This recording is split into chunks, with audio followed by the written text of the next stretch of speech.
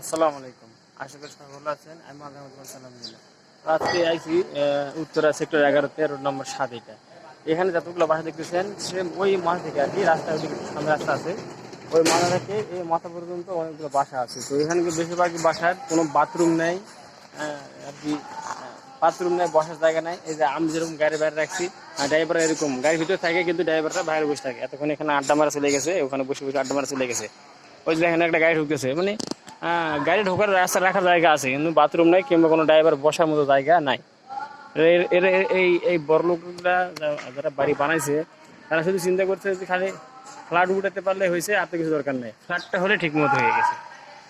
ঢাকা শহরে মানুষ মরলে থাকবো কই সেই চিন্তা করে না, শুধু বিল্ডিং উঠেছে, এত বড় বড় বিল্ডিং উঠেছে। মরার পরে কোন জায়গায় যে থাকবো সেই জায়গা কোনো ঠিক নাই, শুধু বিল্ডিং উঠেছে এত বড় বড়। তো যাই হোক, এরকম জায়গায় মাঝে আসলে অনেক কষ্ট করতে হয়, যে বাইরে গরম দাঁড় রয়েছি, ঠান নাই, এই জন্য বাইরে বসে আছেন। তো সব কিছুতে আলহামদুলিল্লাহ। তো সবাই ভালো থাকবেন আর আমার চ্যানেলটি সাবস্ক্রাইব করবেন। আসসালামু আলাইকুম, আল্লাহ হাফেজ।